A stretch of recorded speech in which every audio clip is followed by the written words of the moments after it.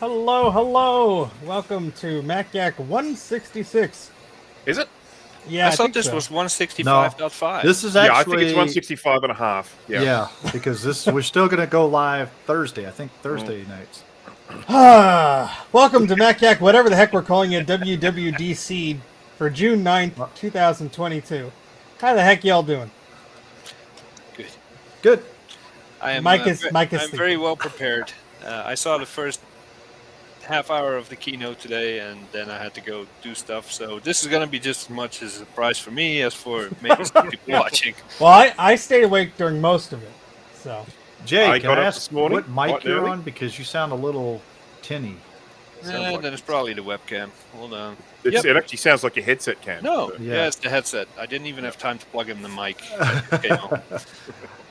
I was going to say he sounds a little tinny, but okay. It's nice and clear though. Yes. I Mike, got can up you this morning adjust and your- watched the replay. oops, sorry.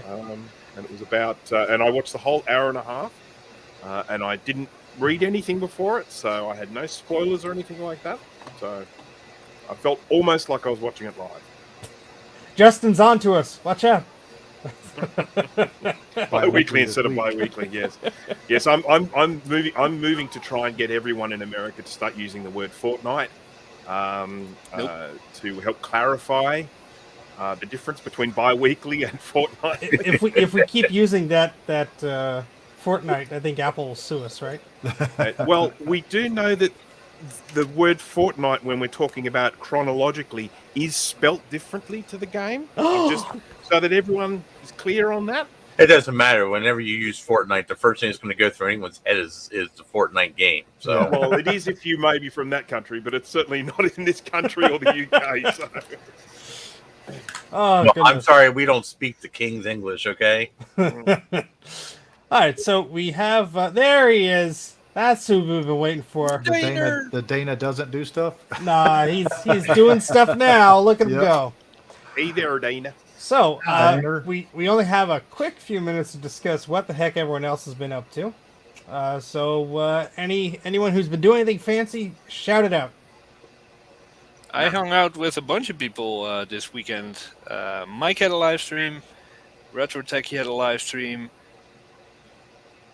I think I was watching Trina's live stream. I wasn't there, but I was watching it. I just watched other people stream all weekend while I was recapping power supplies, and it was fun. Glad we could keep you entertained. Yes. I released a video about VCF that was long overdue, so that's out there. That's It what I did. sucks. Thanks, man. Love you You too. finally did your VCF 2018 video? Yes. Says the person who hasn't released any content in a few months. Huh? I was on a live stream yesterday. But he was monetized before he was monetized. Yes. I was monetized until I was. It was monetized until it wasn't. Whatever the joke Yeah, is. there you go. That's what it's going to be now. They're going to take that away from him. All right. Anything else before we have a packed show tonight? No, let's talk about how pissed off I am. All right. Well, wait. We got to get to the iPhone part first. Yeah, we'll get to that. So there are two small things. I'm not even going to put the links on the screen, but there were things that we were going to discuss. Or I guess these two things we could. Yeah, well, you know what? We'll push those to the next. Why are thing. you mad, bro? This is just WWDC crap. So never mind. You can ignore the first two things. So I'm going to start by talking about the Mac because that's always talked about last, and I feel like we should talk about it first. Hence the name of our damn show. So we have some hardware updates and we have some software updates, and I'm just going to talk about some bullet points in each of these sections, and we'll open up to a discussion. So Apple has first off announced this M2 chip, and so you think of the naming convention M1 and M2, but this is more of like a speed bump to the lower end M1. It's taking some of the elements from the higher end M1 chips, like the Pro and the Max, like this ProRes decode encode stuff, and it's putting it into the base chip, like the lower end M1 chip that you would get on an Air or a Mini or a iMac.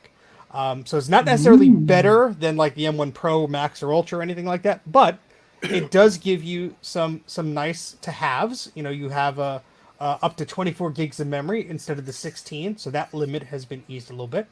And so it's a solid entry-level CPU. I mean, the M1 was getting rave reviews, so the M2 will, I think, follow in that footstep. And just before we open it up here, I think what they're doing here is they're naming this M2 to sort of get away from everyone being like, oh, well, when's the next M chip coming out? Because everyone has been obsessed with, like, when's M1X or M12 coming out? So Apple's saying, no, we're doing a slight bump. This is called M2. And that way, when eventually they come out with the Mac Pro, it will also have an M2 moniker on it for whatever. And then it won't seem obsolete or whatever. Don't think, to be honest with you, I don't think it's going to be the M2. And we were talking about this before the show. I think they're waiting to possibly make it the M3 when they actually get rid of all Intel out of their system. Isn't it like foreseeable that we are going to have an M2 Max and an M2 Pro where they start bunching them together? Mm-hmm. So I say that if we were talking about these being released in a Pro Mac, we would be looking at them, bunching a few of these together. Like they've done with the which one is it, the Pro or the Max? I can't remember. Yeah, the Max has 2 and the Ultra's like 2. Well, I mean, whatever it is. They're putting this new M2 in 2 different systems right off the bat, and that's the 13-inch MacBook Pro and the MacBook Air, which has actually got a complete redesign too. Yeah, we're getting to the details of those in a sec. But if they're putting an M2 in there in a Pro machine, because that technically, a MacBook Pro is supposed to be a Pro machine, correct? Until you start to look at the specs, and we'll get to that in a moment. Yeah, I know. I'm just saying. Yeah, I think the new MacBook Pro, which we'll get to in a second, is kind of more like the MacBook 13-inch that used to be. But anyway, yeah. I think Apple has promised that they teased. I think when was it? A few months ago. That they have when they released the new MacBook Pros, they teased about the Mac Studio. They teased about the Mac Pros for another day. So I'm sure we're going to see that before the end of the year. Yeah, look, they have some significant challenges with that. In that, one of the things that makes the M1 and the M2 and all the other M's so powerful is the unified memory. But you can't put unified memory in a Pro machine because people want upgradability from a Pro machine. Mm-hmm. So how are they going to bridge that gap? How are they going to make it so that Pro machine is truly faster than the non-Pro machines while retaining that level of upgradability? Because you immediately, you make you have a penalty in speed. Maybe they're going to release it with some unified memory and then expand on that or something like that. I mean, I'm just... they make an offshoot to M1X or something weird. Yeah, or they unified memory almost becomes like a cache sort of. I was just getting ready to say that a huge cache. Well, they were not to skip ahead, but they did mention something with the iPad where the storage space can be used as temporary memory in cases where you need it. That, yeah. So it's probably the same feed. Does the iPad use unified memory and all this stuff as well? Yeah, because those are the M1 chips also. So it wouldn't be a surprise, Bruce, if they were, that's the caveat here is, okay, well, we can only give you 64 or 128 gigs of memory, whatever it is. But, you could slap a SSD in there, or maybe you can't, who knows? But who would have thought that in 2022, we can finally stop freaking out when we see memory swapping? It's all the same chip now, who cares? All right, so there are 2. If that's okay, we'll talk about the details here of the new machines that came out with the M2 chip. So there's the Air and the Pro, and I'm going to talk about the Air spec wise and the Pro spec wise. Then we'll talk about it. So there are 2 machines. There's the MacBook Air, which has a notch, but it also has MagSafe, has a 1080p camera and Touch ID, 2 Thunderbolt/USB ports. That's all you get. It has a complete redesign, so it's not that wedge shape that the original Air had since 2008 or so. So maybe that'll make Jay a little bit less angry at it, but no, it's still an Air. No, because it has a notch. We tried. The headphone socket amazes me. I sort of feel like, with Apple going down the path of all these Bluetooth headphones and stuff like that, for them to put a hole in the case for a headphone socket seems very un-Apple to me. I think the way they're selling that is, it's a high impedance, blah blah blah. You can do more with it, but also it's a desktop, and I think if they start removing a port like that from the desktop, they're going to get hell, because Yeah. the iMac has it, the Mac Mini has it. Like, I think they got a lot of bad press and a lot of bad crap from when they removed it from a portable device. And I mean, yeah, these machines are thin, but they're not thin enough that you have to remove a headphone jack from it. I understand removing an Ethernet jack or a FireWire port, but yeah, that's. But anyway, the specs on these, then we'll talk about the specs on the Air. Starts with 8 gigs of RAM standard, and the lower end has a 256 gig SSD. You could upgrade those a little bit. The Air has a fast charging capability, so if you spend extra $20 out of the box, you get a 67 watt USB-C charger. That'll charge your fit to 50% of the battery in about a half hour. And the M1 Air previous model will remain at a lower price. Now, to compare that to the MacBook Pro 13-inch, it does have no notch at all, but because there's no notch, you only have a 720p webcam. It does have MagSafe, and it has Touch ID, but it also has this stupid touch bar. So Now You're gonna tell me that in order to get 1080p, you need to get a freaking notch? wait, I we're don't almost buy done. it. We're almost done. I have 2 more lines, GT. Just bite your tongue for 2 seconds. No, we don't want to. Jay and I want to talk about this. Again, only has the 2 USB/Thunderbolt ports, the same 8 gigs of RAM standard, and the lower end still has the 256 gig SSD. All right, go. Boy, what's the price? Well, what I'm thinking of, and I Too think Jay and I expensive. are in the same boat here, is that why do you have? I mean, if the iPad Air, or not the iPad Air, but the MacBook Air is thinner than that MacBook Pro, why, like Jay said, why are we still at 720p versus 1080? Why are we they're the same 720p at all? Huh? I think they're the same size. No, even if they're the same size. Well, you see, can still I don't stick think it's the thickness. I think there's surrounding circuitry like you have on the iPhone. It's not just a little thing where the camera is. There's little chips and shit around there. Crap around there. So, oops. So I think that's, at least that's what their, thing is, because you see all the ones with the notch are a bit better. So I don't know. That's my guess. Can I share my screen while Yeah, we why talk? the heck not? Yeah, because I don't know if that's going to show. Let me make it a can little you zoom bigger. in? This is what surprised me, and this is as far as I got in the keynote. By the way, how insane is that? Oh yeah. 100 gigabytes per second. That's not gigabits. That's gigabytes. Else the B would be small. Yep. Anyway, the hardware acceleration, I'm surprised that we're not seeing H.265 yet, because that is in Well, all that's the media HVAC. formats. B? Huh? That's HVAC though. HVAC is a H.265 code. Yeah. Is it? Yes. That's the same thing? Okay, Uh-huh. cool. Why not just call it that? Yeah, well, I was wondering, because all the media I come across, the 265 is becoming more and more popular quickly, so... I will say that I was just very curious because I have a Mac Studio here and I wanted to look at the memory bandwidth. So the Air has 100 gigabytes, and the M1 Max has 400 gigabytes, and the Ultra is 800 gigabytes. Holy crap, these are fast. That's great. So Nick says it's still 720p because you need to use your iPhone 13 Pro Max as a webcam, and that's something else. I mean, look, Oh. We'll in get to my that. opinion, the Yeah. fact that it comes with a 720p camera is a massive failing. And Sure. I there is no way to, I think, tart it up and say they did it because of this or they did it because of that.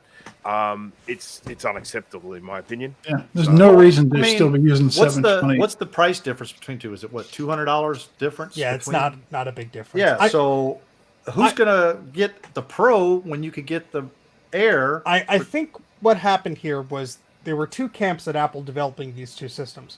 One wanted the touch bar, and I guess that's it, because these machines are very similar otherwise. So you got one with the touch bar. The Pro has the touch bar and a bit of a better battery life when you look at the specs. I think this will probably be like the deciding factor of what they do with the MacBooks going forward, because the Air and the Pro are extremely similar at this point. Yeah. You have the same ports. The Air even has faster charging than this thing. This is what you got to watch out for. This tiny number 2 here. Oh yeah, See what Yeah. that means. that'll burn all of your hopes and dreams down to the ground. Let's see. So M2, blah, blah, blah. The wireless. display brightness set to 8 clicks from bottom, so basically it's almost off. You know, there's all these little optimizations they do to get this magic 18-hour battery life. Yeah. I'd be happy if you could finish But 2 episodes. that's they've been doing that since the freaking iBook. Yeah. I'm lucky if I get 2 hours out of my laptop, so this is all great. I will say that I think, in my personal opinion, the MacBook Pro 13-inch will eventually go away because they had the 14 and the 16. I think this is kind of like a last-ditch thing to look at the sales numbers and see if this is going to sell. Because if not, they're just going to have the Air and the 14 and the 16. Well, of course it's going to sell. It's the lowest in Well, they MacBook tried you it can buy before. right now. But They discontinued the MacBook, and then suddenly that came back, sucked worse than it did before, and then it disappeared again. They can't really make up their mind these days. yeah, I mean, GT is right. The price point of the 13-inch is $1,300, and the 14-inch is $2,000. I forgot that started at such a high price. Yeah. But I mean, I mean, looking at the MacBook Air, okay, if you get somebody that wants to get started and they're on a budget, they're going to go for that yeah. right now. I mean, believe it or not, when I got back into Macs and stuff, my first one was a MacBook Air, okay, because it was cheap. That's how I got into it, but. Oh, Touch ID, I like that. I mean, for me, if I was to be buying a new laptop, and obviously I'm not, but if I was to be, the Air would be my first choice easily. I mean, you're spending you're spending $100 more on the MacBook Pro, and you get a lower quality webcam, you get a bit more battery life, and that's about it. Mm-hmm. I'm sorry, the Touch Bar too. So you really want the Touch Bar? There's your hill to die on. I thought the Touch Bar was gone. Tops out at 24 gigs. That is not bad for. Historically, a MacBook Air has always sucked in the memory department. Well, yeah, 24 gigs is not bad. That's what I was saying. The M2 is the starter chip here, with the max of 24 gigs. I think is nice because everyone I've spoke to that wanted the iMac or the Mac Mini was concerned about, 16 gigs I think is okay, but I'd really like just like a little bit more, like just to be okay on the safe side.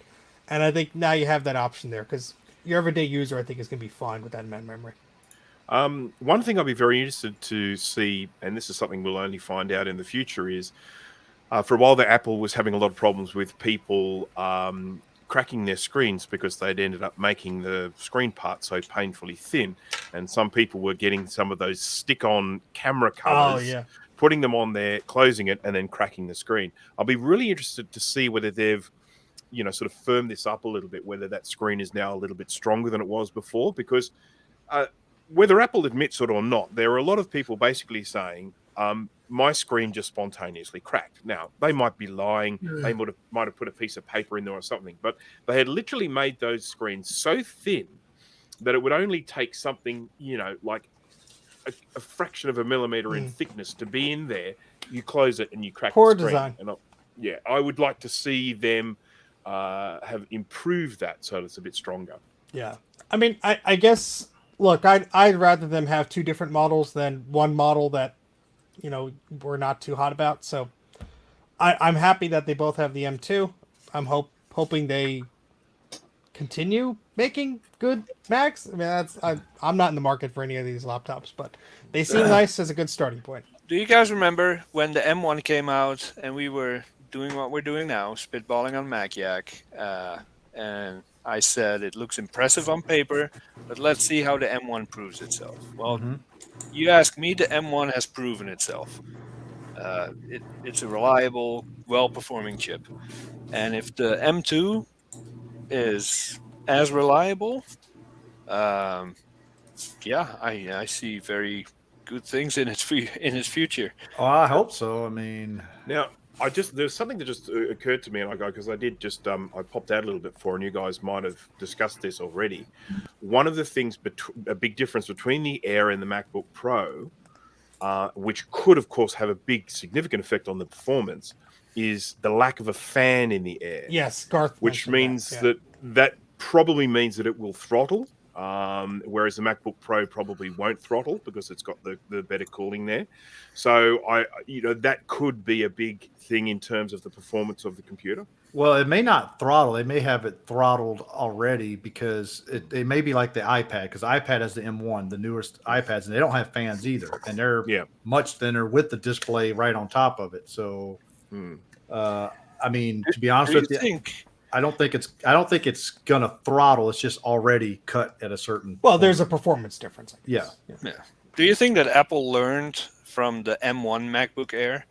Because I'm pretty sure it caught Apple, like it did me and a lot of other people, by surprise, how powerful the M1 Air was. And people started using it for pro, like real pro stuff. And the poor thing was screaming under it. It handled it, but, you know, it ran out of memory in 5 seconds flat and all that stuff. Do you think they learned from it? And now they're like, hey, let's not hold the MacBook Air back. We know that the pros are going to love this thing as much as the M1. Let's give it some horsepower, lots of memory, and if there is a pro out there that's crazy enough to work on a 13-inch, then go for it. I mean, I certainly think that the fact that you can configure it with like 24 gigs of RAM, I think that's a good sign. Mm-hmm. Has anybody been able to do a price check on what it would cost with the 24 gigabytes of RAM? Yeah, you're going to pay the Apple tax no matter what. So yeah, that's what I said. Yeah, you're going to be paying probably about $600 more.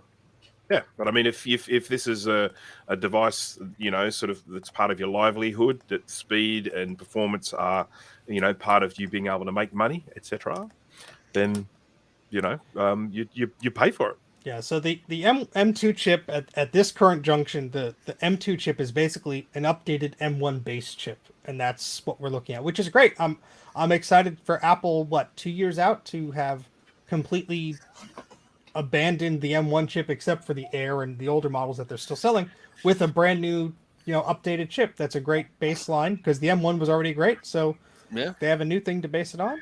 You know what I want to know? Cool. How long would it take Bruce to solder 20 billion transistors? Well, just so that everyone is aware of what Australians have to pay for things, if I was to buy the MacBook Air with 24 gigs of RAM, 2 terabytes of storage, it will set me back 3,849 Australian dollars. Ouch. So, yeah. Yeah, so you might as well buy a Mac Studio then, right? Yeah, obviously. Let's see what they cost. I haven't seen the benchmarks or anything, but do we know how the M2 is a base model chip, right? Like the M1. It's not a Max, it's not a Pro, not a Plus, not a Maxi Pad. It's just base. Okay, so it's not going to outperform anything but the M1. Yeah, you got it. Yeah, so it'd be very interesting to see when these machines come out next month, because that's when they're shipping, to see if there's, you know, benchmarks side by side, seeing what's going on. But yeah, I don't expect it to get anywhere near the M1 Pro, because that's sort of a different beast, and of course the Max and the Ultra are all that. But yeah. Alrighty, so we talked about the hardware. Let's talk a little bit about macOS Ventura. What? I'm saying it in a dumb way. What's it called? Ventura. Ventura. You want to hear it in an Aussie accent? Ventura. Yeah. Every time somebody says Ventura, I think Ace, you know, the pet detective. Yeah. Ace Ventura. The thing that my mind automatically goes to is back in the 1980s, there was some publishing software called Ventura Publisher. And that's I just immediately think of, you know, that, and that was like mid 80s, so it's definitely a well used word in the computer industry. Yeah, I am old. Well, so what's new in Ventura? Not a whole lot. I'll go down the damn list and then we'll talk about it. Yeah. Let's work that. Hold your damn horses, GT. I know you're very angry. I know you're angry. Why is Mike angry now? GT is. Why is I'm not everybody angry? Everyone's angry. Everyone's angry. This is called the WWDC Bitch Fest now. I like it. All right, so macOS Ventura, which is version lucky number 13. There you go. It unfortunately it was a big no-no in software world. Well, I guess Apple doesn't care anymore. So, anywho, with 13, it's only a number. All right.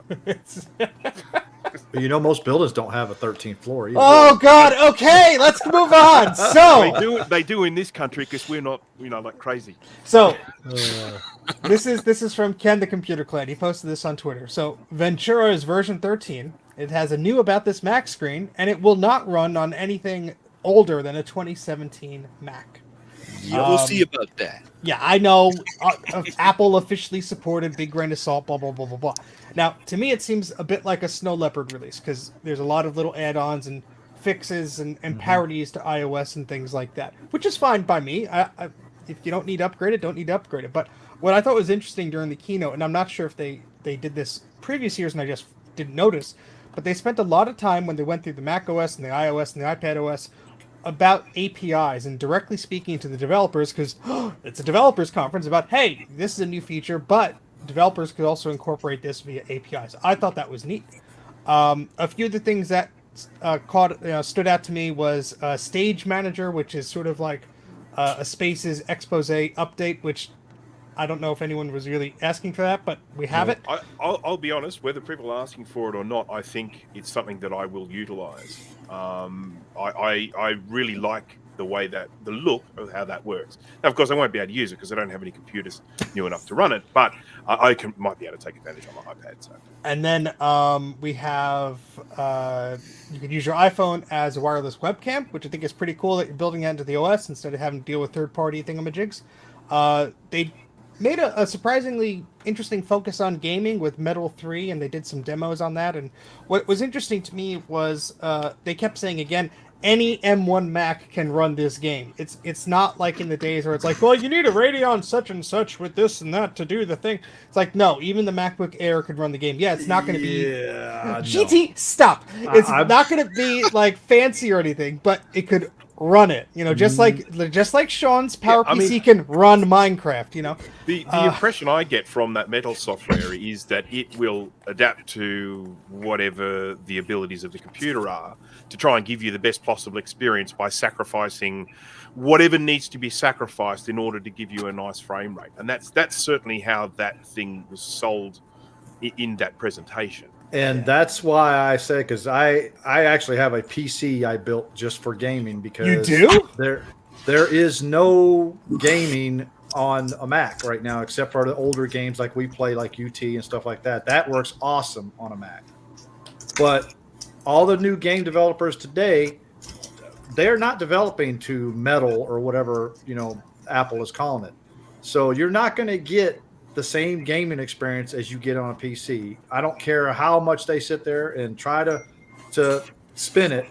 You're not going to get these developers to sit there and start making games for a Mac. It's just not going to happen. Well, it hasn't happened in the last 10 or 15 years. So. And I'm not saying this will turn everything around, but I'm just saying they made a point to focus on it in the keynote. The last bullet point I was trying to get to is we have a clock and weather app making it to the Mac OS. Here's a golf clap for that. And now discuss. Go. What?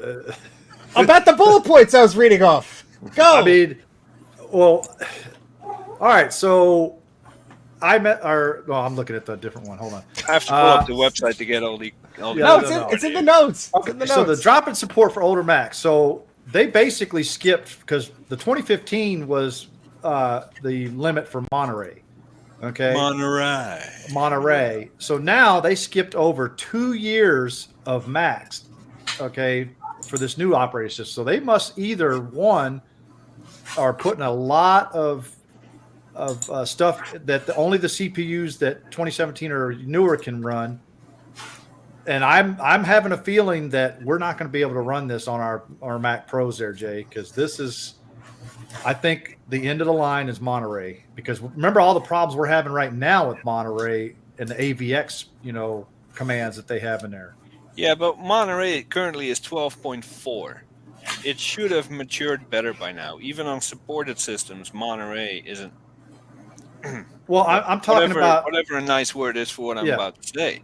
Of course, we have extra issues because we're trying to hack it onto our Mac Pros with OpenCore, but it should have been better by now. If I would have known what I know now, I'd be very happy on Big Sur today. Can I ask what are some of the issues you've been having? Because I've been using Monterey on my laptop now for quite some time. Have you and tried haven't really had any it? issues? Yeah. What I mean, what laptop? What year? 2012. So you're using a patcher. It just doesn't. I'm using open core. It just doesn't perform the way I want to, and I'm running it on a Core 2 Duo. I mean, I expect more. Well, I have found the performance. I'll put it this way: I haven't found it any slower because I went straight from Mojave to Monterey, so I skipped a few, and I haven't found any performance drop off. No, between performance isn't the issue. It runs actually Monterey in a lot of regards is faster than Mojave on my Mac Pro. It's the little bugs like the Finder sidebar where you have your documents, downloads. Desktop keeps disappearing. I have to toggle that on, and there's a million little quirks like that I keep running into that just make the whole experience suck. And I'll say that, this machine I have, the studio is shipped with Monterey. I really have not had any issues with it because, it's supported on the M1 and all that crap. But I think, again, yours is supported fully. Would you let me say that, or do you want to just interject, GT? Because that's what I'm trying to say. OpenCore takes us. There are struggles right now, and there have been struggles in the past, even with Catalina, and they all got past it. So who knows? But I'm going to be a lot more cautious about upgrading on my Mac Pro.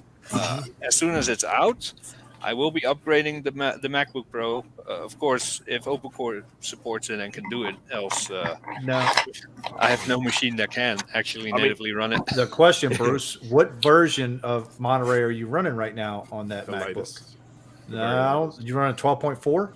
Because Whatever the latest is, I just updated OpenCore it the hasn't other day. updated anything yet to work with that because they've been having It memory works. issues or where data I'm loss not having any issues. issues. Well, I'm just saying though. That's Well, what I think what we have to separate here is from the operating system itself running on what it's designed to run on, and us crazy people shoehorning it into running on something that it wasn't designed on.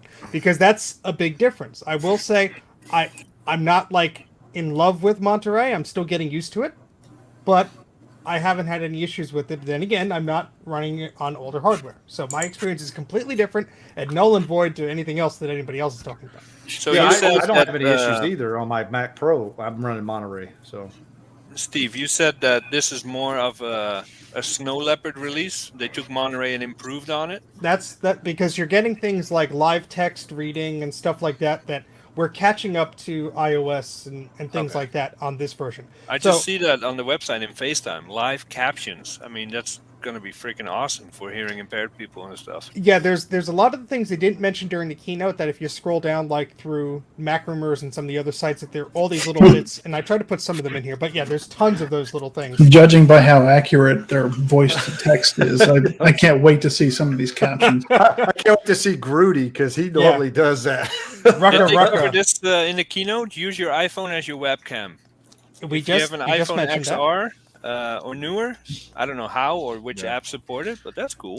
And of course, it also opens up a new market to third-party manufacturers for little stands. They're going to work with different screens and whatnot. So they showed a Belkin one, and it seems like right out of the bat they were talking about Zoom and WebEx and a few other Microsoft Teams and some other things and FaceTime. Well, one of the cool. Go ahead. I think that if they build it in on a level where it works with QuickTime Player, then it'll work with the OBS and a lot of this stuff. So I think that's neat because, you have things like DroidCam, which are a separate download and separate app, but they said this just works wirelessly. It detects it and it's good to go. So I think that's an interesting option. Well, also the one thing about it though is that, and I saw it in the demo that they did, where you have your iPhone up there, and you can look at your desktop view at the same time as you're using it as a webcam. So which what I they've thought done, I thought that was pretty neat. They've used the wide angle lens of the camera, and then they've done some obviously the image would be very, very distorted, and they've done some image processing to then make it look like a flat image on the table, which I think is very nifty. Yeah. Can one of you guys tell me? I picked this up right as I had to hit pause and run out the door. I think I heard it. Yeah, I didn't get to the Mac part yet. I think I heard it mentioned for iOS and watchOS. rapid security response. I believe that's a way for Apple to push out security patches and security updates without the need for a restart, and it's not dependent on the regular update release schedule. Yeah, from what I understand, that's iPad or iPhone OS only. They didn't mention that. Now, it could be a It's footnote. on the Ventura page as well. Oh, okay, excellent. Then Yeah. there you go. That's going to be a game changer because Apple has become a lot better over the years responding to security threats. But this will make it, they don't have to push out macOS 12.4.1 like one of those embarrassing no new features. This is strictly because we're getting hacked left and right. Now they can just do that behind the scenes without having to push out embarrassing updates. And it'll probably make it easier for a sysadmin. You have all the major macOS updates unchecked, so you don't push those to your users and pray that it doesn't break anything. But the security updates, hopefully, would be of a different breed and wouldn't cause too many issues. Although I would say government systems would not, if they run into Mac OS, which highly doubt, but some of them do, but they probably won't do updates like that because they usually test them like for years before they actually put an update on there. So I'm pretty sure that in that situation, they're not going to do that. But I agree with Steve. I think it's good that they're pushing that out. I mean, as far as little small updates like that. And new system languages include Bulgarian and Kazakh. Oh, thank goodness. Yep. Could live without that, right? System-wide translation adds support for none of those matter, but Dutch. Wow. Yep. And Dude, the list of features is long. And Yeah, they only Mail's had focused some on a few, updates. but yeah. Mail has had some updates, which of course is Yes. needed. Yeah, they really enhanced the search in Mail. They were showing how quick it is and how it's works just as good or better than anything else Mail implementation from iOS or anything like that. So again, I really think this is like a catch-up release, which is fine. I'm happy with that. I don't need anything new on the Mac. I just like little things like the text search and stuff like that in documents and photos working better on the Mac. I mean, that's probably like the only feature I'd really use. Maybe I'll dabble in other stuff. We'll see. And let me see. This is not an actual file. Let me see if I can share this. I think. Can I make a little mention of something that they have added to Ventura, which it's interesting to me just because I wrote some software very, very similar to this about 15 years ago, and that is Freeform. Did you see yes. that? That's the ability where you can have a FaceTime call or something like that, and you share like a collaborative whiteboard sort of thing. So you can all do scribbles. So you can, draw freehand stuff, and then someone can say, oh, we'll put this here. And so you are working on it like a collaborative kind of whiteboard. And that's what interests me about that is, as I say, I made some software called Whiteboard about 15 years ago, which did exactly the same thing. So do you have This your will do it patent? better. Will you see them? I will not sue them because I don't think it was an original idea when I did it. But obviously they will have been able to take something like this. At the time I was doing it, I was working with much slower network speed, so there were lots of issues related with that. But something like this now, I think, will be actually a really, really useful tool. I often get in, sort of creative meetings where people are brainstorming ideas, and the idea that you can all just share and scribble on the same surface is a really good idea. Is that what the Mac-Yak show notes are going to be like? Scribble, arrows, scribble. Drawing sad faces. It's on coming everything. later this year, though, so it's not quite ready yet. Yeah, a lot of the features that they were touting are coming later this year, which I think is understandable because they're dealing with 4 operating systems now: the Mac, the iPad, the iOS, and the Watch. And I saw they axed the trash can. Trash can is out. Well, what is it now? Where's it now? 2019 Mac Pro. The trash can Mac Pro. Yeah. I was looking at the dock. I'm like, what? Steve Yeah, and I were they thinking call it, the same thing. What, they they got call rid of it the the- trash Yeah. can icon? I mean, we've said this many times before. We cannot forget that Apple is a hardware company, and when they release software like this with new features that people might want, and it forces them into buying some new hardware. And the other thing is, of course, they are in the process of changing across from Intel to, sort of the M1, M2s, that sort of thing. And they, I think, are just trying to speed that process up a bit. And I think they are. Yeah. Bye-bye to the old Macs so that you will get into Well, the good new news. hardware. Those will be cheaper. Yeah. Yeah, but they won't run too many more operating systems. I mean, Neither will a Quadra, but My G5's still working beautifully here. so that's the Mac updates. Anything else before we move on to iOS and have Mike scream at us? Well, iOS, finally, a piece of the keynote I've seen, and I took notes. All right, so I'm gonna, just as we've done before, to remind everybody, I'm gonna go down a very short list. We're gonna then talk about the things But after. I have something to say right now. Shut up. All right, so we'll leave the first bullet point last, so Mike can scream at us. But there's a lot of API stuff they pointed out. The Scribble iPad OS thing is now on iPhone OS or just the iOS. They did a lot of messages enhancements, so you could do undo sends and stuff like that, which is That's an neat. interesting one. Obviously, it's not going to work. Oh, sorry. I'll go really quick. There's a new lock screen. It's customizable, kind of like your Apple Watch. New notification options and displays. The fitness app tells you when you're getting fatter. There's haptic feedback on the keyboard. New dictation stuff. They have some safety check things. A new iCloud library that is shared for family members. You could do Face ID with landscape orientation. What Jay mentioned before, the security updates will not impact iOS updates, vice versa, whatever the heck. You could actually see your Wi-Fi network password now. If you really forgot it, you could actually do it in settings. Better support for game controllers. I saw on Twitter somebody tested a Nintendo Switch controller. It worked out of the box. CarPlay has new API stuff, and they're working with auto manufacturers to have a multi-screen experience in late 2023. Now, that I'm going to have some words about. All right, shut up and talk now. well, I think you need to talk about Mike's. Mike needs to go. is going to unmute because they dropped support for the iPhone 6S, the iPhone 7, and the original SE. And he fell asleep. I think he fell asleep. Or someone muted him. No, He's muted. Unmute. he's muted, but I didn't mute him. No, you guys keep muting me, so I'm just sitting here in the background. All right, Turn well, your go. goddamn fan off then. I'm just pissed off that they dropped support for the iPhone 6S. But you don't have to upgrade, Mike. Why are they supporting the original iPad and not the iPhone 6S? It's the same Because it's thing. bigger. Yeah, okay. It probably has more RAM, to be honest. I mean, the iPhone 6S was released in 2015, so that's what, 16, 7 years old? 2016. Wikipedia says 2015. Oh, okay.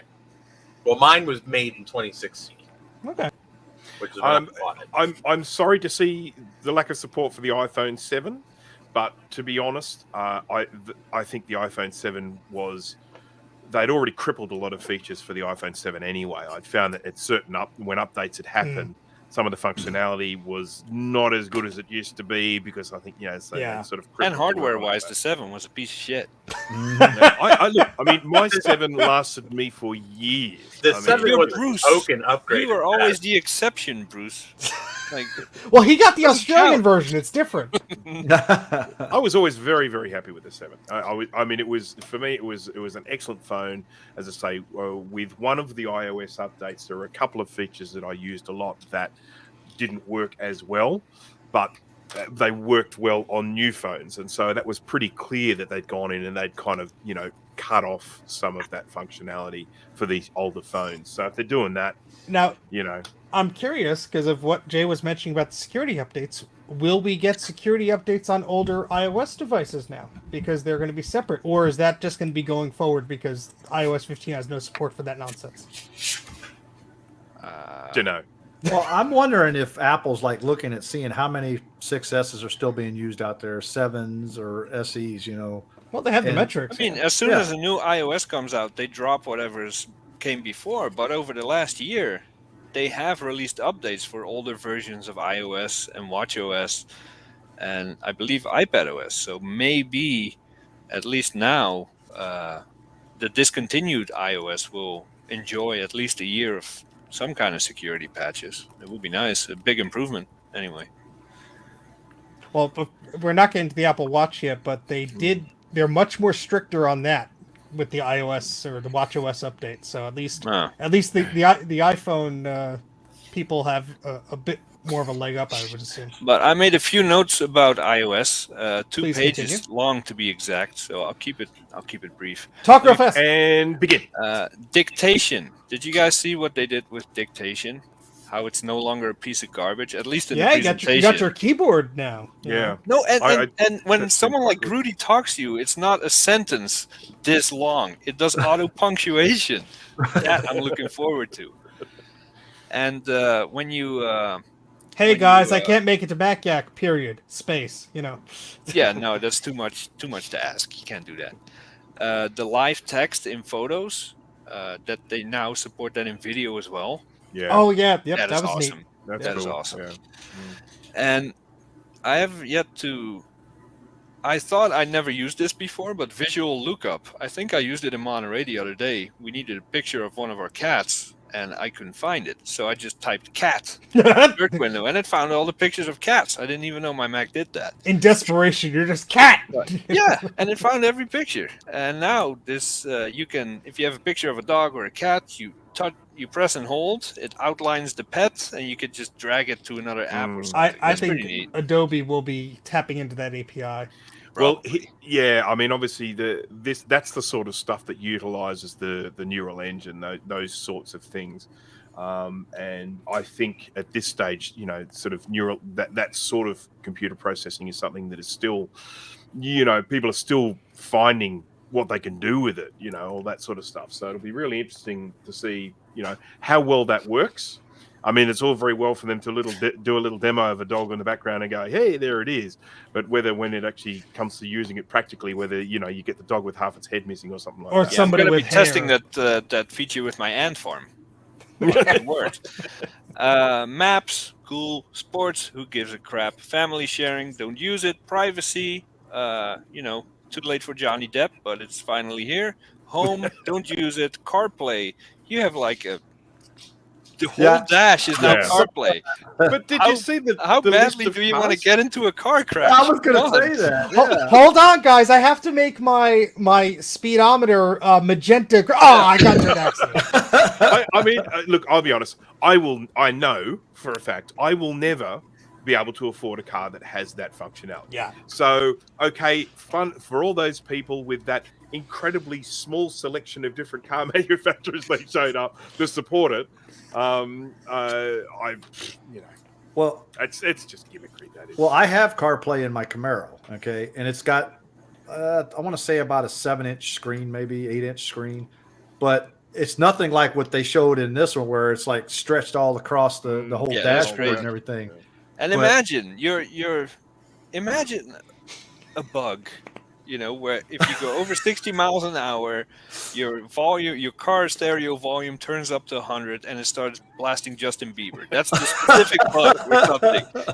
Well, they So many things can go wrong when you give total control over your dashboard to a freaking computer like that. Give me analog dials all the way. I would be very interested to see what happens when the link is severed between the iPhone and the CarPlay device. Is there some sort of local micro thing that's running on CarPlay that is just going to default back to the What if you manufacturer? start would picking have up to be. other people's speech? Well, I want to see how that works. I'm sure there are. but- I mean, obviously, if it's actually getting feedback from the car about things like the speed, the tacho, the fans, whatever, it has to be able to work without the phone connected. You know what I mean? It's like I would think so too. Yeah. yeah. So I suspect that they have. Dana probably has CarPlay now. Nope. Oh, no. What? Nope. No. Oh, Return no. that car We immediately. we did have a rental car when one of our cars was in the shop and it had CarPlay, and I will say it's very nice. I don't think I would be able to afford a vehicle with it yet, but On my last vehicle, I bought a stereo that had CarPlay in it, and I was not impressed at all.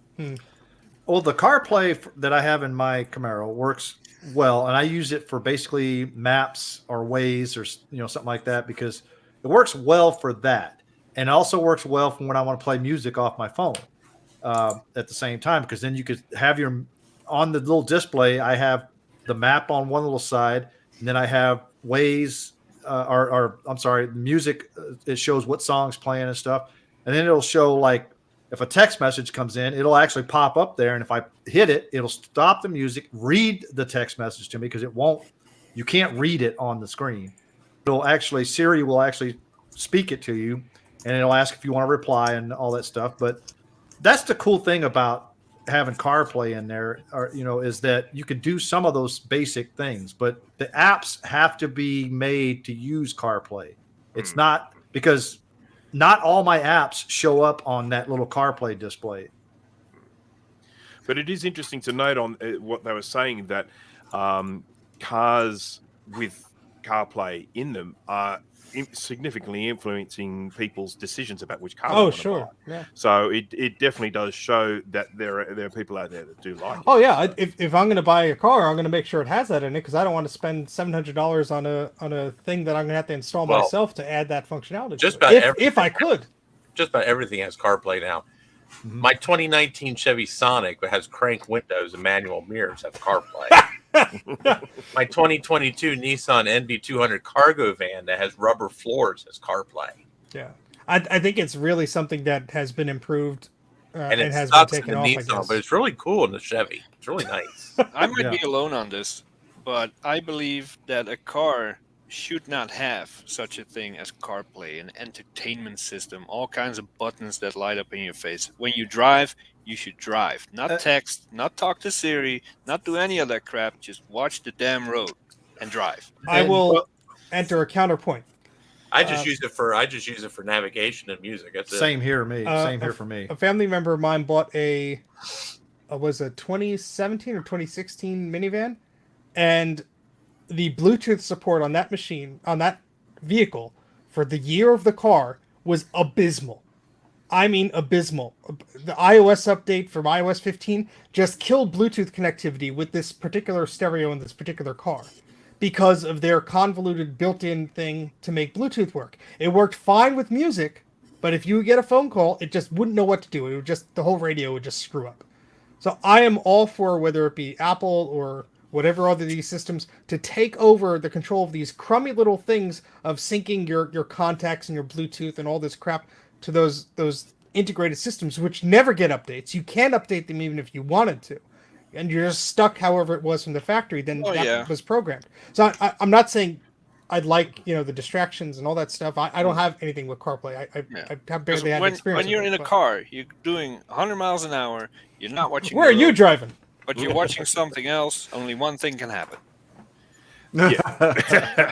I mean, I will agree with you in that if I'm driving, I have messages and stuff switched off. I don't want to get notifications about messages while I'm driving. But I will say that the two important things for me are music and GPS. And if CarPlay is something that makes them more manageable, more usable, more visible, sort of in a car, then I'm all for it. Yeah, and that's what I use mine for, is just basically navigation and music. The other stuff, it's a pain. Now, again, having the messages there, it does pop up on the screen, and if I don't see it, I don't see it. But all you do is you touch it, you don't even look at it, and it'll read it to you. You don't actually read the text or anything. So, but you sound like a baby elephant. The last thing I had for iOS was the workout app is now going to be available for people without a watch, because the phone has plenty of sensors that can help out in some way. I like that. Yeah, it's a good way to sell the Apple Watch to somebody. Yeah, this is true. I mean, if you get a little bit of a taste of what you can have, and then it's like, get an Apple Watch because it'll be better. I made it pretty clear that it is not going to be as accurate, that they have found a way of kind of calculating these things from the phone movement, but the watch is better. But it's a nice little thing to introduce people to the world of the 3D. Yeah, if it gets more people like, hey, I want to close the ring today, work out or do something, I think it's a good thing. I like the widgets on the lock screen. Yes. Just changing of the design and the layout of I couldn't really give a stuff about that. I'm at the age where I don't really give a stuff about those sorts of things. But I do definitely like the idea of having widgets up there, because I have become, I love, I have my Apple Watch on the one where there's just lots and lots and lots of little widgets up there. So I think that's a really nice addition. The one that now I don't know if this is something that's potentially going to be mentioned later on, or whether it's sort of because this is kind of this is across Macs If it is, Steve's and gonna scream iOS at you. devices. Yes, is that idea of being able to, with one sort of control panel, whatever, cut off sharing in the instance of, say, a relationship gone bad. Oh yes, You that know, was where they talk about that. the safety check. Safety check. I found that a really interesting one, because obviously when you have two people that are together, they then start sharing everything, and then all of a sudden maybe one of them starts getting abusive or whatever, that starts trying to track someone. Being able to just go in and kind of cut all of that off and have like a control panel for managing exactly what information about you is being shared with whom. I actually think that's a really clever feature, something that I hope people never need to use. But the fact that it's there, I actually think is a very good thing to have. I told my wife about that feature, and she's like, "Yeah, whatever. We live in the same house." Like, good point. I'm still screwed. Yeah, I think that's interesting, because you have so many things like Find My iPhone, or even just sharing an email password or a social media account or something like that, where you forget what you're logged into, or if you have the social media app that has multiple logins, you forget what logins you're shared, and saved on there. So that's a pretty neat thing. Yeah. No, I do think it's good to have that, because I mean you can imagine something like that just getting bigger and bigger and bigger over time. Things getting shared here and there and here and there, and then the next thing you know, you find out you've got the situation where your kind of whole life is being shared with this person, and if you need to be able to cut that off in a hurry, I think it's it's kind of like some of the functionality they have for the enterprise, where you could remove accounts. the business enterprise sense, where you could remove account access and things like that. But I don't watch Star Wars. All right, so there's some stuff for iPad OS 16. Just want to cover real quick. Mention? Yes. There are a couple of things I just wanted to mention. First of all, because Jay did tend to glaze over these. I think the ability to have scores as a widget sort of on the lock screen will be quite a popular thing. Not necessarily for everyone, because if you're really not interested, I didn't glaze over it. I said, "Who gives a crap?" What I'm saying, you didn't say. I think some people will give a crap. I think that is something that will actually be quite a popular feature. Obviously, it has an API. Those companies need to make sure that they write it into their software. It's not something that's going to happen by magic, but it is good. And of course, the other thing that we did talk about was the editing or retracting messages that get sent out. Obviously, that's not going to work if you're sending them to an Android. It's only going to work if you're sending them to another iOS phone. But I do think that's quite a handy feature. I mean, we have a system, us in the MacYak group, when we type something, if we make a mistake, we immediately follow it with a little asterisk and the word that we meant to put in. And we just have that system, to sort of to clarify things. But this will mean that we'll be able to go in and actually edit the message so that... I think that's a cool feature, because I do that on Discord all the time. I make just as many typos on Discord as I do anywhere else, but on Discord I can edit and fix it. Well, it's not only for typos, because if you send it to the wrong person, because you were like chatting with somebody else and you think that, oh yeah, I'm gonna chat with my wife real quick, send a text. And I didn't know what you sent wishes, your wife, bro. GT wishes he could have unsent some things that we've all seen. You guys have done that before too sometimes, so yeah. Yeah, I think you still take the taco on that, pal. Overall, I think iOS, and I haven't seen iPad part of the keynote, but I imagine that iPad is similar to iOS. So before we do that, though, one thing. Smash that like button. All right, so the iPad OS, as Jay was predicting, yes, it's come. A lot of stuff is coming from the iOS to the iPad OS. Now, the notifications and the lock screen things are apparently not in the beta right now, so not all of that stuff on the lock screen as far as the customization goes is there. I'm sure a lot of that stuff is coming, unless they actually say it's not going to be there. But that freeform collaboration thing with FaceTime calls that Bruce mentioned, that's a big thing that they noted. There's a big thing that they're doing with Stage Manager and this desktop-inspired multitasking, which is huge. And we're going to talk about that in a bit, because it looks a lot like the macOS. And it ties into better external display support on pretty much the current gen iPads that are the Air and the Pro and higher. It leaves a lot of the older ones behind. But that's the meat and potatoes of the iPad OS. Everything else is sort of like what was in the iOS, but this stuff is specific to iPad OS. So I'll start by saying I think that the desktop stuff is really neat, where you could have a dock, you could have sort of these, grouped areas of icons, and the biggest thing here is scalable windows. You no longer have to have it full screen. You could scale them, and they were showing like you have your calendar and you have your messages. Oh, I want to read more what's on the calendar. Well, I can make messages a little bit smaller. So you have, the little edges of the windows that you can adjust. Someone on Twitter pointed out it does not work on iPhone apps at this point, but they could get their own space at least. So I thought that was already a thing with the iPad Pro. Well, no, it's a work in progress, but I'm You just do the saying that's split what there screen is. stuff, yeah.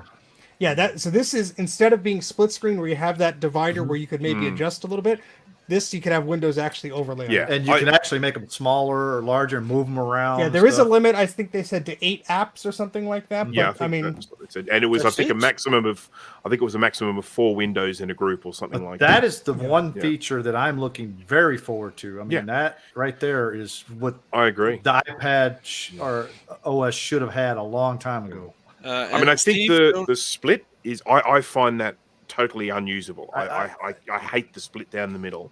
I do like the idea of that. Like if I'm watching something and I bring the text over the top of it, you know how it's not split screen, but you can bring an app like messaging over the top of something, and then you can move it back out of the way. But that was fine. But I think this new version, this new thing that they're doing, is going to be much better. Yeah. So Steve, thumbs up for Stagecoach. I don't want to jump ahead because I don't want your wrath. But we're talking about iPad OS. Did they announce any new iPads? No. Okay. The only hardware they announced was the 2 MacBooks. Got you. No, so the iPad OS, if you look at the website, a lot of the stuff requires the latest and greatest iPad Air. A lot of the regular features like that are not big, like the desktop stuff. I think it needs an A12 or A13 or higher. So pretty strict configuration of what devices will support what features. But I think that, I guess if you have an iPad Pro, maybe you have some leeway there. But it looks like this new stuff is very heavily, on the M1 functionality here. They're really pushing it a lot, which is good, I guess.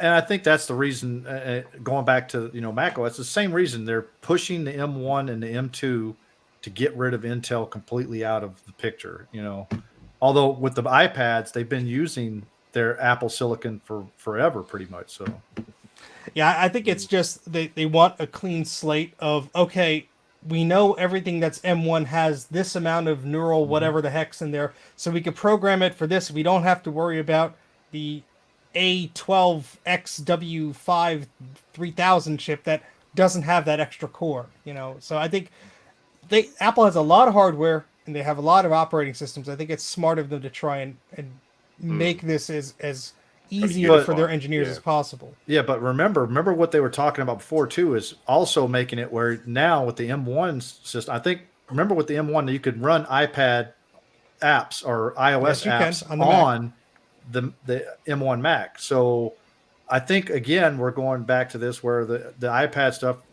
I think the iPad's actually going more towards the Mac OS now than. Well, I think I would be interested to see. Another way. And I don't think I've seen anything announced yet, but maybe it'll come mid-year or whatever.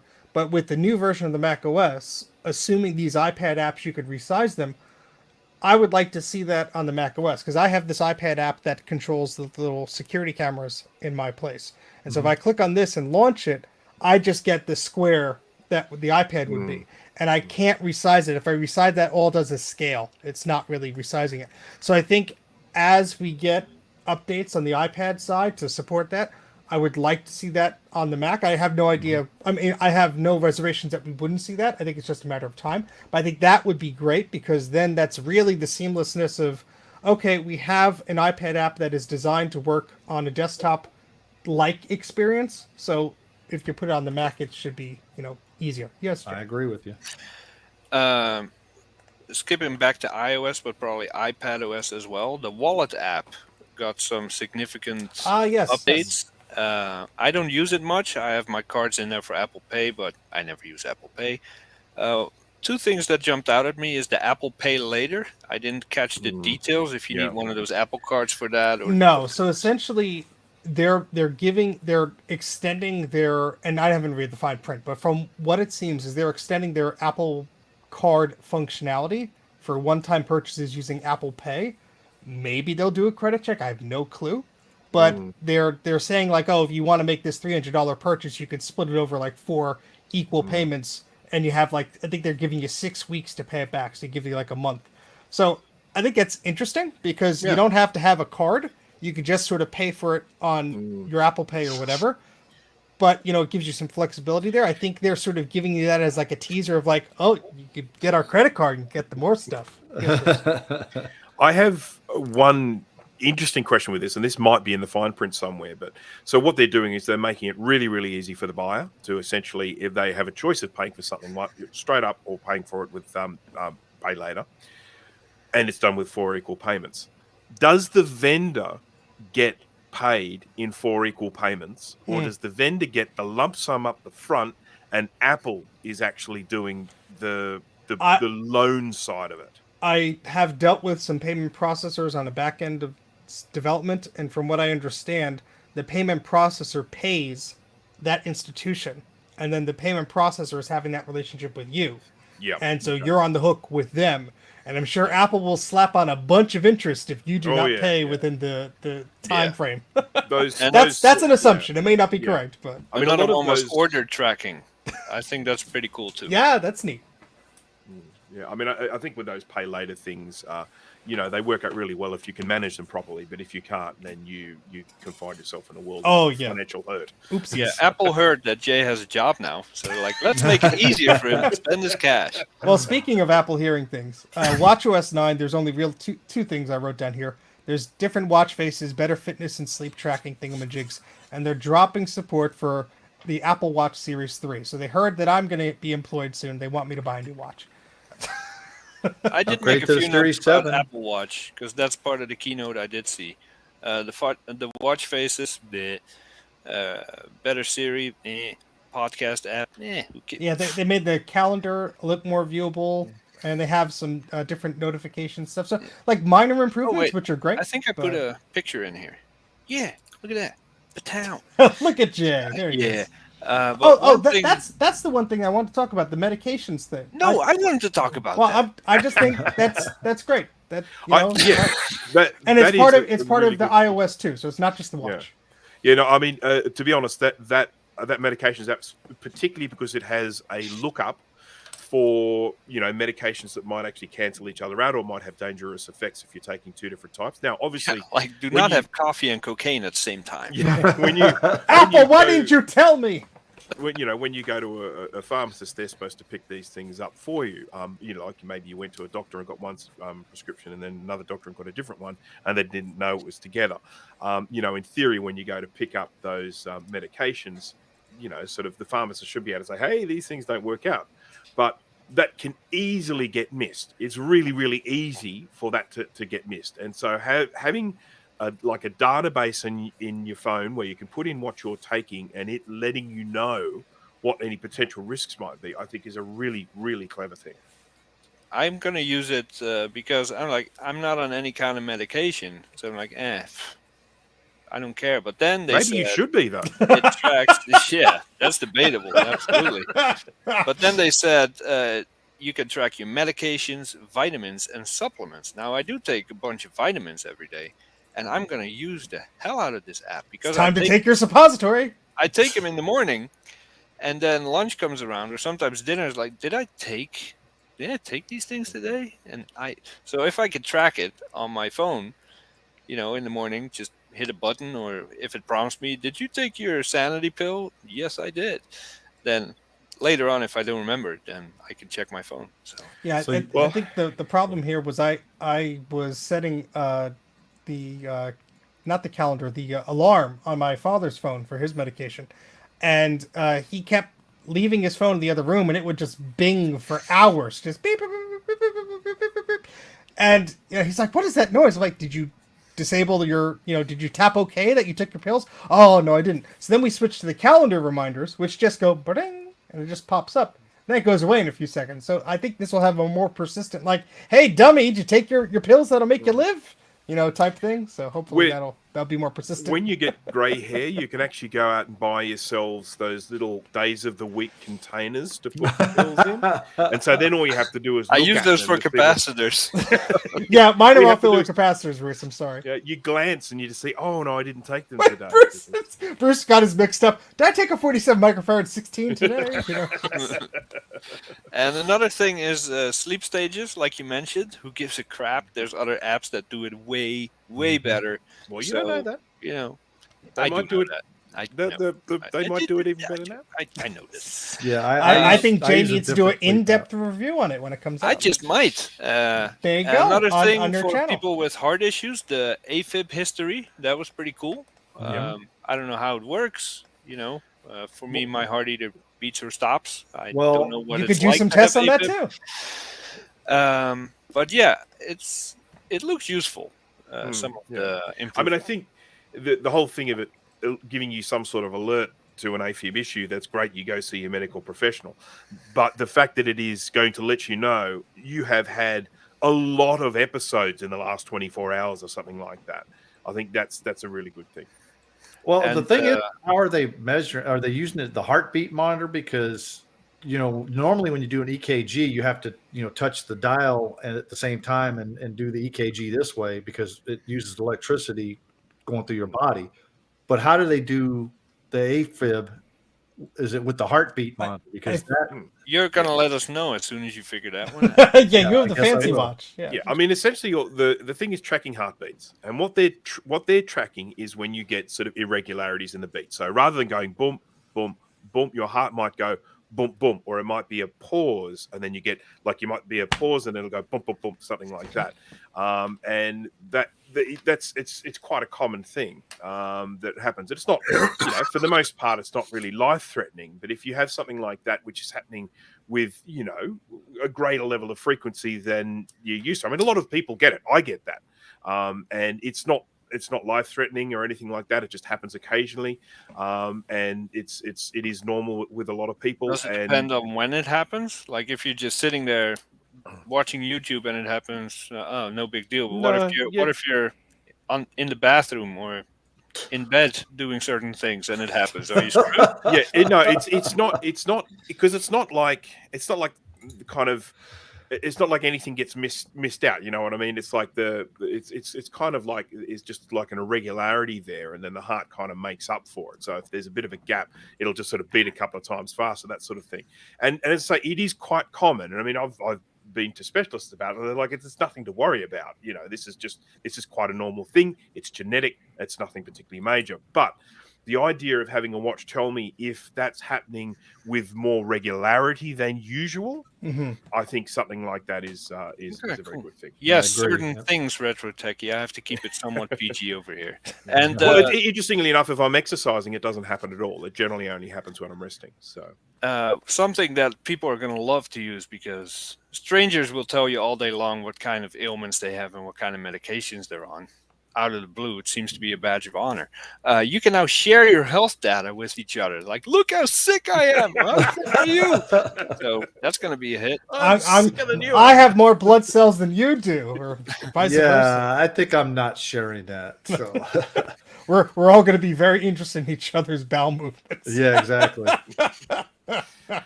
Jay more than we are already. Jay was this long on the in the bathroom, today. I beat my workout. Beat my record. Yeah. Another thing I just want to quickly mention is the idea of being able to use a pre-existing group chat to then give permission for collaboration, I think is a really good thing. So, for example, we have the MacYak group chat that we all use, and when we're chatting to each other, if we wanted to start sharing a document, you can just share them to everyone in that chat. And that, to me, is a really logical thing to do, because you've already got this kind of pre-existing group set up. And then you can just say, I want them all to be able to share this document, and away they go. Now, of course, we know we won't be able to take advantage of it because none of us have an operating system new enough to take advantage of it on our computers. Yeah. But we might be able to do it. Me and Grudy will have a great time. Yeah. Nothing like that happening soon for me. So, I think those were all the big updates, and now just a free for all of us yelling at each other for the next 10 minutes. Yeah, I still have 45 minutes to watch on the keynote. Overall, I didn't really see. I saw, as always, there are features that I don't use or don't care about, like sports and all, car play. But it didn't make me scream. You know, I didn't. There's a threshold there. Yeah, I didn't sit here foaming at the mouth like, "You idiot! What did you what?" No, it's overall it's pretty good stuff from what I've seen so far. I think I like a lot of the messages improvements because that's something we all use every day. We use a lot, yeah. I'm looking forward to the improvements in the new Mac OS for the live text, and I was hoping they would announce a new iCloud storage tier because I'm an idiot. But I guess I wasn't ranting to the right people yet, so I gotta keep working on that. Maybe that's the September 45 keynote. terabyte tier needs to happen today. Come on, Tim Cook! Look at these external Blu-ray drives connected to my machine. I need help. Was he on the keynote today? Because I didn't see the Of first. course he was. I didn't see the. Oh, that weirded me out a little bit. Well, Tim Cook always weirds me out, but he was there, walking, talking to the camera, and then he stops, and then he talks some more, and then he starts walking again. I know you have to kind of keep the image moving, but he walks like a robot. And then there was the M2 guy. I forgot his name, but the M2 guy. It sounded, he was down in the basement in that lab, and he's like, but the camera started moving before he started walking.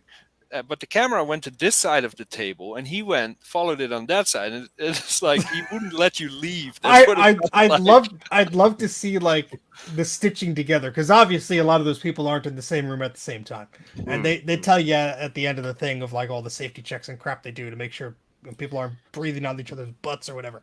But it's interesting because like you'll see like Craig be like and you know the guy just the eyes aren't really meeting. You know, it's like, you know, you'll get your Thank you, Solar Strike. Even though thank you, Solar Strike. We have no idea what you're talking about, Solar Strike, but thank you. Yeah, thank you.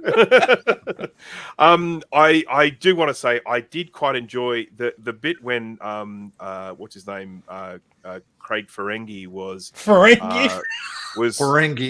doing that thing where he was running really fast, and then they slowed it down, and he did that to his hair because he's such a pretty boy. That hair, I mean, he's got that ridiculous mane of hair. And him just doing that in the high speed. He's just rubbing it in. Are you jealous, that Bruce? was really funny. Are you jealous? He's rubbing it in. No, too much maintenance. I didn't see that part, but I did like his like I'm a badass face, like when the elevator went down and when he was walking through the and then he like grabs the phone and puts it away. And he always stands with his feet like about 3.5 feet apart. I don't know if you noticed, but you watch every time he stands with his feet apart. Oh.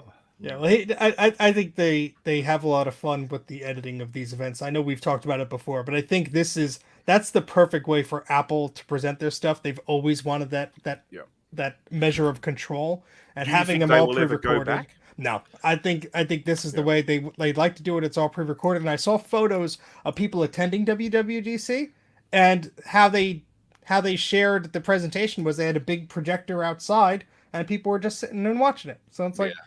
Here's the thing. Setup with the big stage with Steve Jobs walking around, but I liked it because it was Steve Jobs walking around. Well, it also presentation and all that, and Tim Cook on stage is just painful to watch. So but there's not that charisma that you had with Jobs, where he was one of the individuals giving the.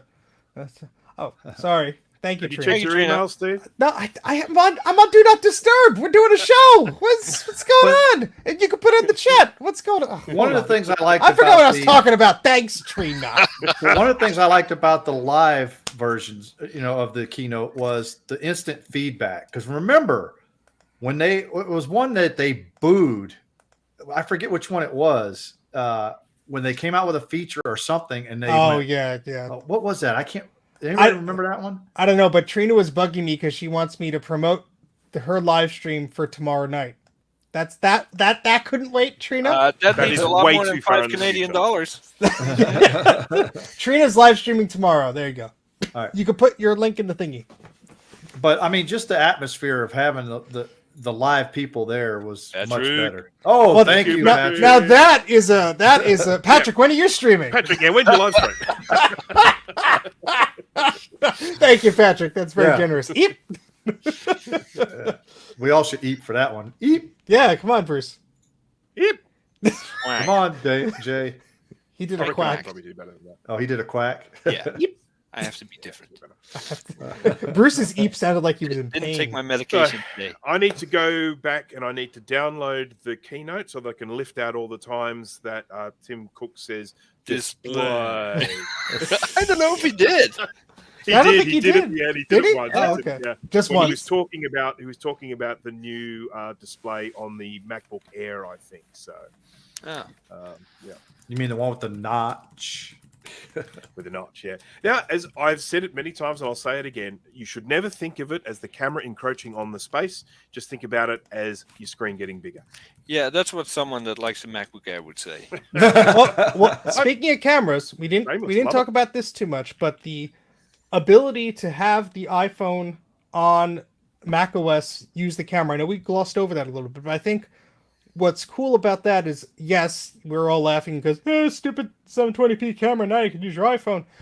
But I think what's neat about that is the ability to like have it wireless. So like, oh, I want to show my desk, or I want to show something outside, or whatever. Yeah. Because third-party apps are great and stuff like that, but they're not integrated into the OS. So if you could do that at that level, I think that's pretty Yeah, I no, wish that's- they would and have you're done this using- last year when webcams were like Oh, $300 yeah. for Yeah. Logitech. you yeah. know? I think they're catching up on that. You know. Well, plus you're also using all the features of your iPhone cameras now that are way better than any webcam. Well, that's right. out They're there. following you around and crap like Yeah. that. I mean, that's sort of. Oh, Yeah. that freaked me out when I was talking to my brother the other day. He got a new iPad, and I'm not up to speed on iPads at all.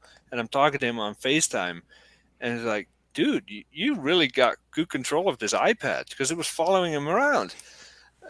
He's like, what are you talking about? Turns out it's the camera doing it, and it freaked me out. Oh yeah, the center stage stuff. Yeah, I think that's really neat. I'm glad It that is they have neat. that functionality in a lot of the devices, and I think not in any of the M2 Macs they displayed today, but I think oh, there you go, Patrick's gonna be Soon. doing stuff soon. I saw him do some test streams. He had like 5 in a row.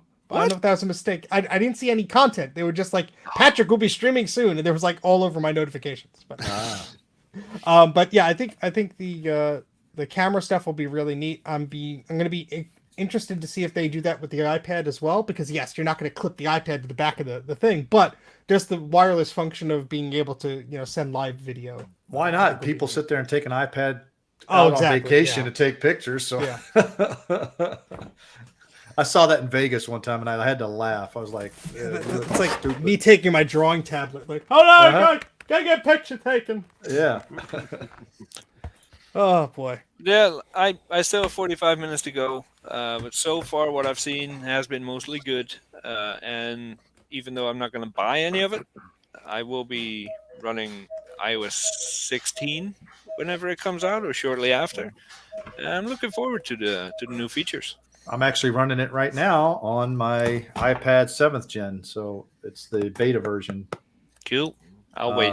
For Appleseed. Well, this is I'm the running only- beta on my Mac Pro. That's creepy enough. No, this is the only thing I'll put a beta on. I won't put it on any. I will not put it on my watch, and I will not put it on my iPhone because I rely on those two too much.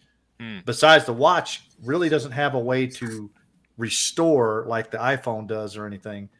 But the iPad, I can always go back, and I don't really use the iPad very, very much. But putting it on here, it makes it so I can test out some of the stuff. Yeah, I think regarding Patrick's comment there, I think we're going to see obviously there'll be another Apple event this year, probably towards the fall or the early winter. I don't know if they'll necessarily release a new Mac Pro then. I don't know when they're going to do that, but I think they'll update the Mac Mini and the iMac because they they want to try to keep a straight face.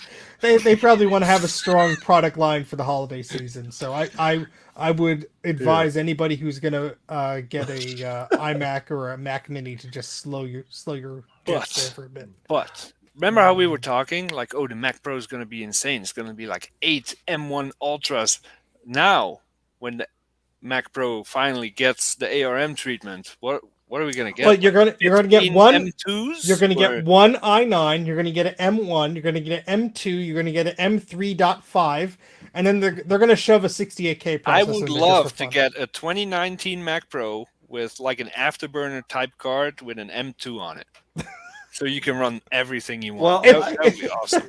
My theory is that they're going to put the M2 on there, but they're going to put like Steve said, maybe 128 gigs of memory on the chip itself, so it has that high speed memory. But then they're going to allow you to put extra memory on there that's going to be a little bit slower because of the bus and everything. I think that was what I said. And yeah, that's what Bruce was saying. But I'm just thinking that they're going to. He got confused because we swapped around. Yeah, that's what it was. Yeah.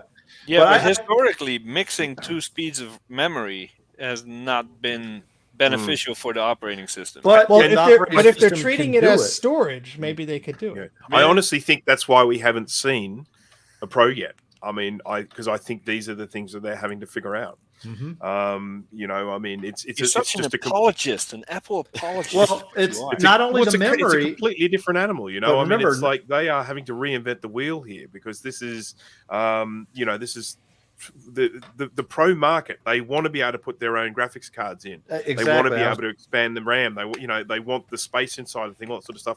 And all of these things are very counter to what they've been producing. They've been producing these, you know, sort of light, you know, high performance, low power consumption, you know, sort of the unified memory, all that sort of stuff. They're doing a very different. Yeah, we did RetroTech even twice. To the Canadian to not pay attention, and he wants to be a guest on this show. I say no. If you can't even pay attention, you're digging yourself deeper, buddy. Sorry. Yeah, we already said anything 2017 and newer, so that kind of puts the 2013 one. This is why Patrick will be a mod before you.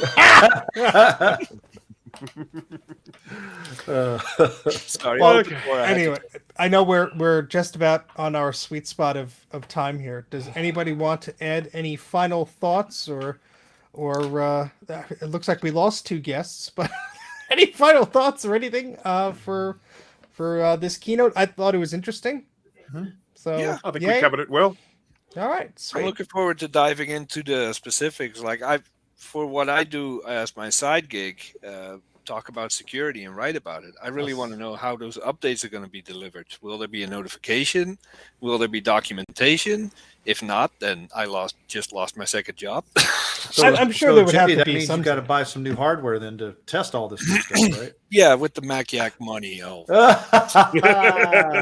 we don't make that much. It was only for who's present here. We got split. I'm here. Yeah. All right. Yeah, it was fun.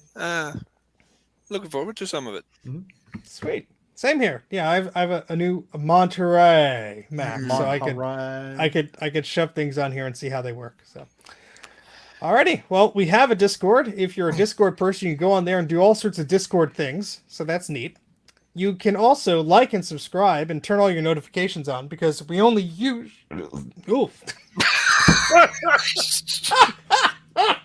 Steve's just had a medical episode. His watch is going off. My Apple Watch didn't tell me. Yeah. All right. Sorry for the horrible burp belching yelling rude, there. Steve. I think hanging out with Canadian computers. Yeah. Where the hell's the? Here we go. Smash that like button. I should have put that 30 seconds ago to save myself the embarrassment. Anyway, like, subscribe. We only do this about once every 2 weeks, but we're special this time. Bi-weekly. Fortnightly. Now we're gonna do one on Thursday. Did I hear correctly? Yes. Because I'm not gonna be around for that one, so you guys have fun with that. You could burp instead. That's what you got to do in my absence. We also have a website, mac-yak.com. You go there for all your website things. Sure, why not? And you could also sign up for Tinker Different because you could go there and be tinkering and different and all that fun stuff and post about things. I have to make a post about the Quadra 840 AV because people have been asking me questions about it. And I guess if I don't post on Tinker Different, it really didn't happen. So exactly. There you go. But yeah, that's about it. See you guys next week. And thank you very much for joining. Don't forget, like, subscribe, all that fun stuff. Bye.